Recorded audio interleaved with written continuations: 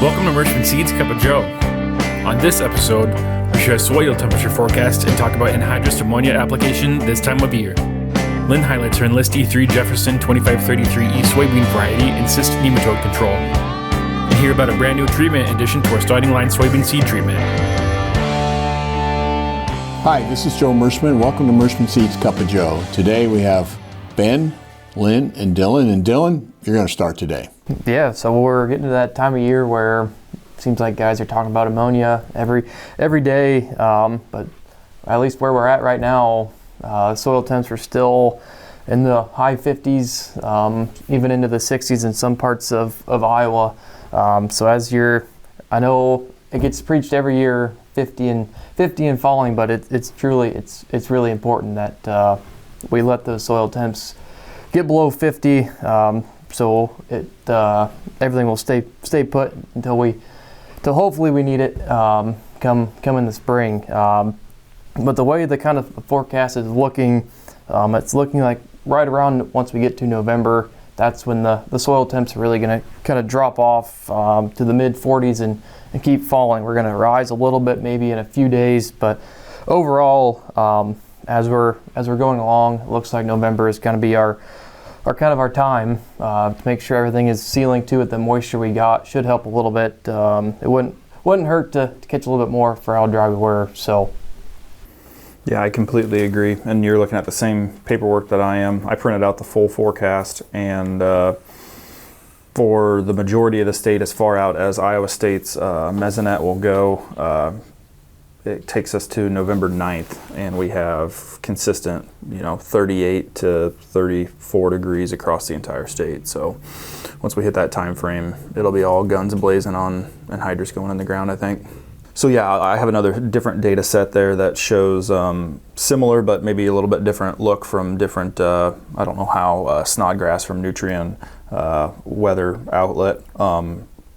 I don't know which data set he's using for his temperatures, but it definitely pulls down below 50 by October 30th, and then he sees a little bit of a spike in his. So that's for here in Lee County.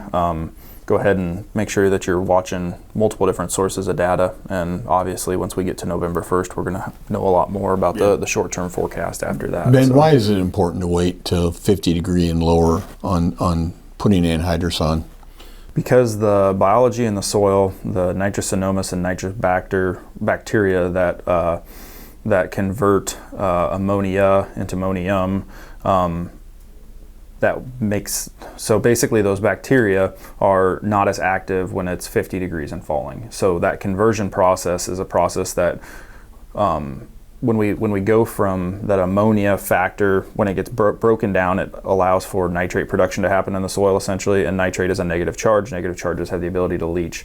So the less activity those two different bacteria have, the less chipping away at that anhydrous in the soil, the less chipping away you're going to have. So it's a factor of getting everything slowed down in the soil and making sure, like what Dylan says, it stays where it belongs. Good deal. We get the question every year, nitrogen stabilizer products, worth it, not worth it? What's the thought process there from your perspective on using those products when we're talking soil temps where we're at coming up? Yeah, so the biggest return on investment with nitrogen stabilizing products is it's basically pulling the activity. There's multiple different modes of action that they have out there, but it basically reduces the activity of those bacteria that I was talking about. If you're putting anhydrous on and the soil temp's 32 degrees, you're probably not getting as big of a return on investment as you would if it's at 49, you're going to be at 53, back down to 46, and you have some more volatility. If you can slow that process down and you have a lot of acres you got to cover, if you're just flirting with the 50s and you're going to be above it, you're going to be below it, and that's what the 2-week forecast looks like, that's where the return on the investment comes in from the nitrogen stabilizer products. Absolutely. Yeah, it seems like it's a double insurance when we talk about that 50. We want nature to do what it needs to do at 50 degrees and below, but then you're also throwing this out there to make sure that process happens the way that we want it to, and we're not running into excess nitrogen loss, especially as we get into some variable weather patterns, I guess. We do have the ability to turn around and come back to extremely warm weather here in December and January, and we've had those questions over the last couple of years as we've had above normal temperatures and below average moisture in the winter. But we've had phenomenal yields locally here when we look at that. So, I don't get as concerned with fall applied, given the last 2 years, but it's one of those that we're extra warm plus extra wet, then obviously we have to do some searching there to make sure that we have that available nitrogen come next spring when we're looking at our usage for our corn crop. Yep, nope, I completely agree. Because Mother Nature's, the scales are going to tip. We've had a nice warm, long fall here, and that's where nobody wants to get in that position. That's why the November 1st time frame that Dylan's talking about, buys us at least from the GFS forecast that Iowa State's using. That buys us, a good solid 2 weeks to get anhydrous put on. And there's that fall versus spring, debate when it comes to nitrogen as well. And it's all dependent on what your operation works well for you. If you're someone that has time, we see good success with guys that wait till spring. We also see just as good success in the fall. It's just whatever works for your operation, what works from a time standpoint. Some people, the risk is it's too much risk to worry about not being able to get across certain acres. If it's dry in the fall and they know they can get in that field and get that application done, they take the bird in hand and then worry about the other stuff at a later date. So when you're looking at fall applied nitrogen, once again, you just have to weigh the risk of weather, field conditions, and then what your yield goal is as well to make sure that you're not putting yourself in a position to be either behind, put that plant behind next spring, or put yourself behind from a nitrogen application standpoint. And to add to that too, I also think guys really need to think of when or how much they're applying.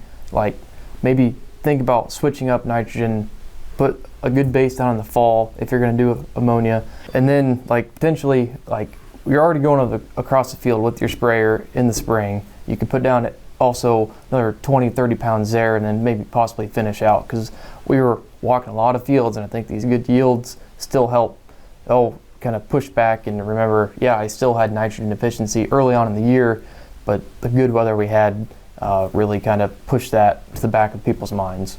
Ben, I got a question. How much nitrogen can the average soil hold? I've always heard that cationic exchange capacity, some ratio to that. In other words, if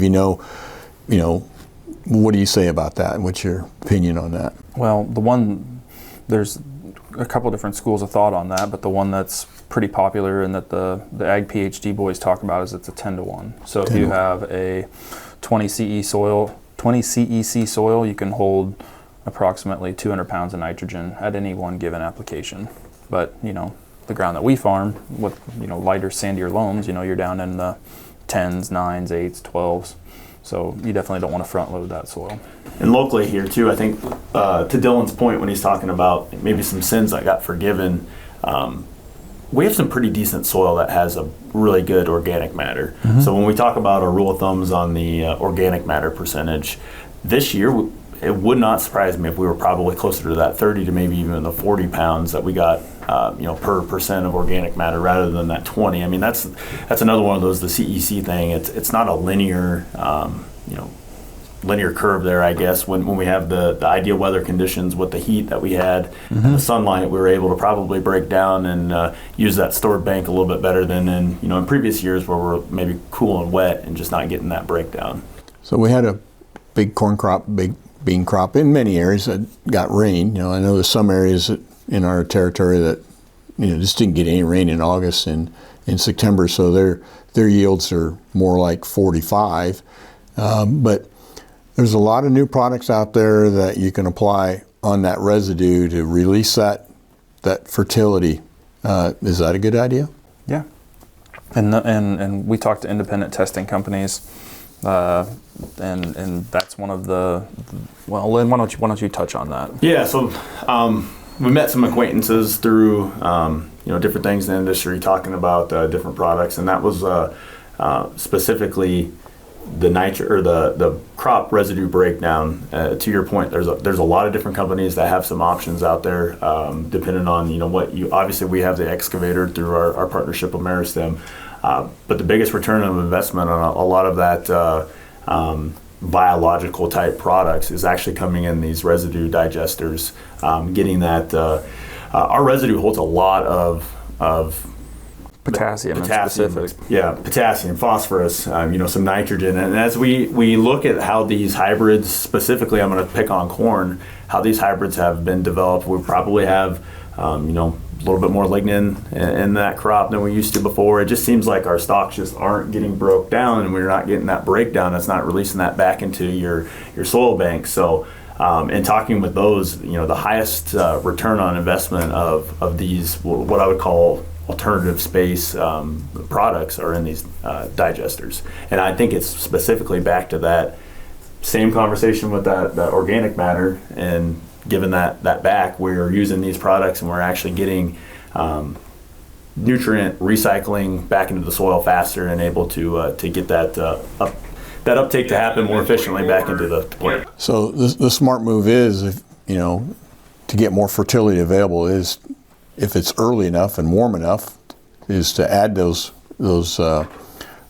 bacteria. I assume that's what that is. Bacterial fungi. Yeah, fungi, and just speed that whole process up so next year's crop can take advantage of it instead of it's sitting in limbo. Yeah, because what can happen is basically that could become plant available, but if our plant is far enough along, you're building the bank back up, but that current crop or the next crop isn't taking advantage of it. It might be the next crop that's there. And the nice part about and correct me if I'm wrong on this one, but the nice part about when it's coming out of that upcycle, out of the residue, that is the plant available form that plant can now take, versus, when we're talking about different fertilizer products, there has to be, to like your nitrogen comment, there has to be a cycle that goes in to get the conversion mineralization process. Correct. With the residue that comes into that plant available form. And then the other advantage is as you break that material down, you got more your soil's becoming more available to the sunlight to get warmed up earlier, so you can plant earlier too. Yep. And I know that farmers like to plant early, so if you're a guy that likes to plant early, you might try some of these products and speed that process up. Because I can remember back in the 80s up at Oakville, Iowa, we had a field day up there, and after the field day was over, they actually drove over and shredded the stalks, and then they put on 20 pounds of nitrogen, and then the following spring on that black dirt, I went back and there was no residue left of the corn stalks. It was bare ground, and I was just amazed that whole process happened so quickly. But again, the earlier you apply it, the better, because you need temperatures. Because when it gets cold, those bacteria and fungi quit too. Yep. And third-party data on the excavator product that Meristem would have comes back as a 10-30-30 fertilizer analysis. So what that means is there's getting 10 pounds of nitrogen, 30 pounds of phosphorus, and 30 pounds of potassium coming available at the right time, in that June, early July time frame, whether that be a fall or even an early spring application, between the different microbes that they have in the mix. So it's like having a 10-30-30 fertilizer out there that's immediately available, or immediately available is the wrong way to put it, is actively available during that time frame that you were talking about, when soybeans and corn are actively uptaking the biggest portion of that fertilizer that they need.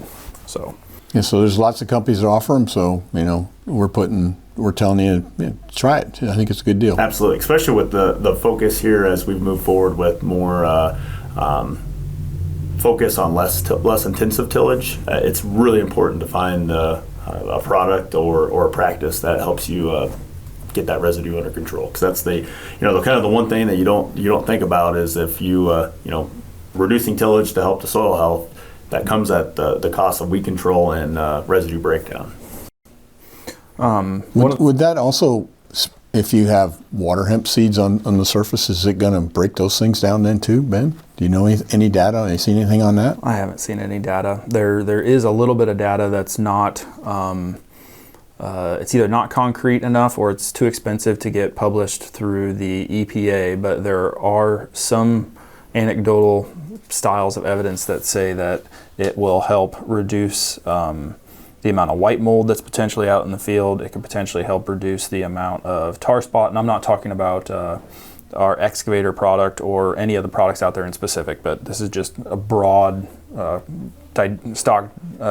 decomposition style of bacteria, fungicide, or fungal style of product. But reduction of white mold, reduction of tar spot, reduction of potentially Phytophthora, and there's one more big one that I think I'm missing. But off the top of my head, if you break down the fodder that's out in the field, if you break down some of the like the sclerotia from the white mold, because there'll be active fungal bacteria that are chewing on it and tearing it down, there is some reduction from that method. So there's another benefit too on the disease side. Right. That's good.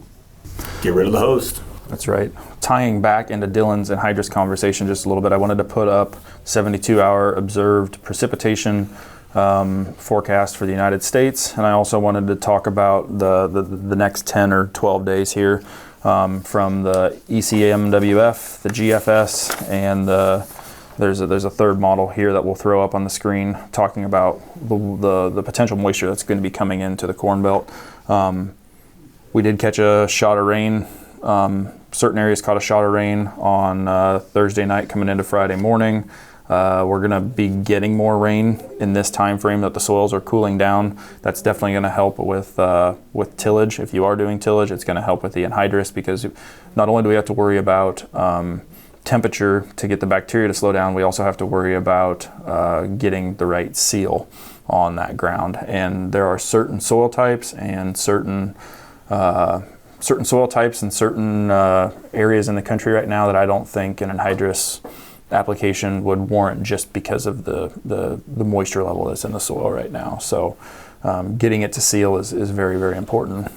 You don't want to go out there and spend that money on the nitrogen and have it gas off right away, because it's either too wet, probably not an issue in most locations, but also too dry because it's not sealing that slice back up. So I think we're going to have precipitation across a big portion of our sales territory in the next 10 days. That would take us into that November 1st time frame to make that very worth the application. So you're suggesting that farmers go ahead and go trick-or-treating, and after they get that done, then go ahead and start putting your ammonia on, right? That's right. Lynn, you got a seed guide sitting in front of you? Yeah, so just kind of wanted to spend some time here, maybe over the next couple weeks, just highlighting certain products and maybe getting your intel on it. So it's the one that I wanted to start out with here to kind of kick this off.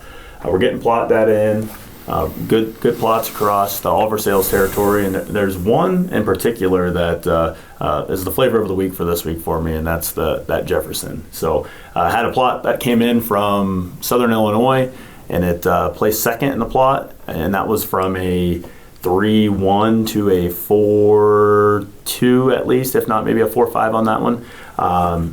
And to get second is pretty impressive. So when we talk about the Jefferson here, looking at its placement, what's something there that stands out for you on that?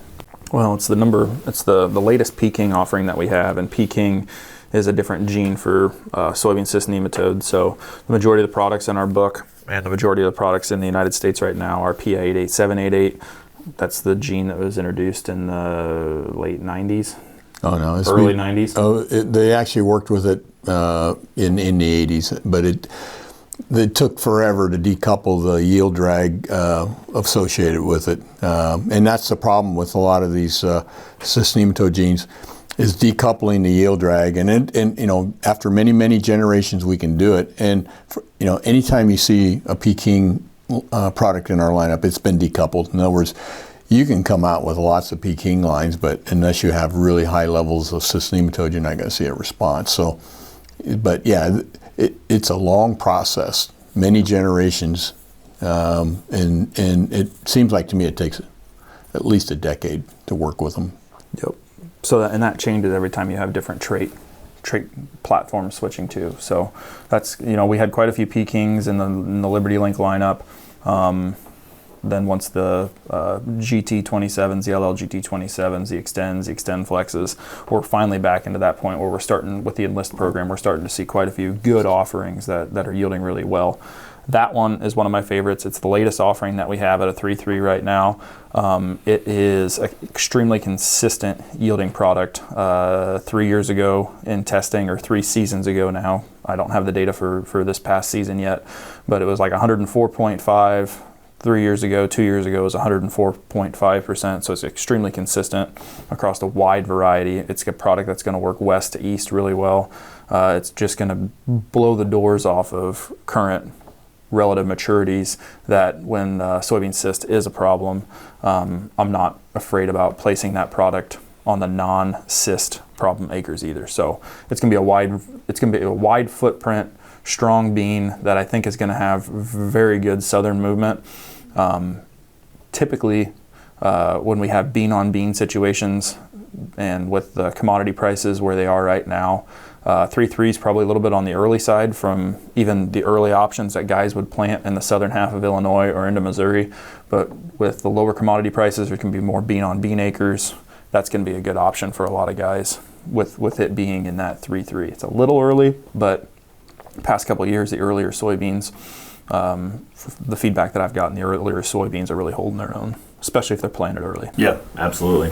I think you nailed it on the head there with the talk on peaking and the decoupling. When we look at products here and you're making your choices, the biggest thing that we talk about is the ability to go anywhere and not have any specific fit. So before, with our peaking offerings, we definitely wanted to stay on that potential problem maker with the old Osage, and now the new Osage, the Jefferson. We definitely feel like if that's in the planter and you have an issue and you can't get to a field and you got to keep moving and don't want to dump it out, you're going to be rewarded on a yield no matter where that goes. And then we've talked about it probably ad nauseum, but just be careful on the peakings, that the utility on that mode of action is not as or potentially not as long from Talca's talks. So we just need to make sure that we're rotating and not relying on peaking solely year after year after year. And we are shoring up our PI 88788 with our Starting Line Plus when you use Sultro and Trunemco. Both of those products have activity on Cyst nematodes. So, when you go to Starting Line Plus, you're getting actually 3 modes of action there on nematodes. It's obviously, if you could couple them together with Peking and Starting Line Plus, you'd have a really strong defense package. And not to do a shameless plug, but from our corn standpoint too, offering the Trunemco on the corn side, we're going to be able to go after some of these nematode species from a corn standpoint. So, which are different than cyst. Correct. Lesion and needle and Lance, dagger, yeah, and particularly in certain environments, particularly your sandier soils, you need some protection. So we'll have if you're a Merschman customer planting corn and beans, we'll have multiple modes of action across multiple years there with adding the Trunemco to the corn side and then being able to offer peaking, Sultro with its modes of actions, Trunemco. Chitosan has some activity that's showing up on its data. So we feel really confident that we can get anybody a product here and maximize the yield on those troublesome acres. Lynn, you said something that we haven't talked about a lot, and that's like chitosan, which is an additional treatment that we're putting on our soybeans as standard in Starting Line. And, it is a biological that works very strongly against nematodes and fungi. And so it's actually, if you look at our seed guide, it's not even in there. It's like a last minute addition that we said, well, we can access this, we can do it, and so that's what chitosan adds. It just basically kind of an immunization a little bit against a lot of different pests in conjunction with hard chemistry. It's a pretty solid product. It works as a biostimulant as well. So we have the Tripidity, obviously, in the mix, but it's just going to make everything in the mix work better. And there's virtually no other companies offering chitosan this year as standard. So maybe one other one that I can think of, but other than that, that's it. Pretty exciting. So anything else? That's a full episode. Okay. Well, I just wanted to make, before I get into my corny jokes, I just wanted to talk just a little bit about, the fall colors, it's a good time to, when you're in that combine or working out, and as you drive down the road, just look at the fall colors, and they're really vibrant this year. But there is something extremely rare, and I see it more in the towns than I do in the rural areas, but it's the toilet paper tree. Have you guys seen any of that? The toilet paper tree, it kind of shows up this time of year. I always wondered how they made toilet paper. Now, I was driving down just around the corner from my house, and there's a picture of it, and by gosh, there was a toilet paper tree. So now I know how they do that. So pretty rare stuff. Anyhow, so we're getting close to Halloween, so I brought a prop. Everybody knows this is the pumpkin, right? So let's tell some pumpkin jokes, okay? Okay, what do you call an athletic pumpkin? A jack-o'-lantern, okay? Okay, why was Cinderella bad at football? Why was Cinderella bad at football? She had a pumpkin for a coach. If you remember the story, remember she had 6 mice in the pumpkin, and the fairy godmother turned it into her coach and her horses? Okay. If I have to explain them, they're not very good. All right, one more, and we'll put you out of your misery. What do pumpkins say at happy hour? Everybody loves happy hour. Let's get smashed. Very popular in West Point, that message. Anyhow, thanks for watching today. We hope your harvest is going well and your yields are great. We hope your family is healthy and safe. We'll see you next week.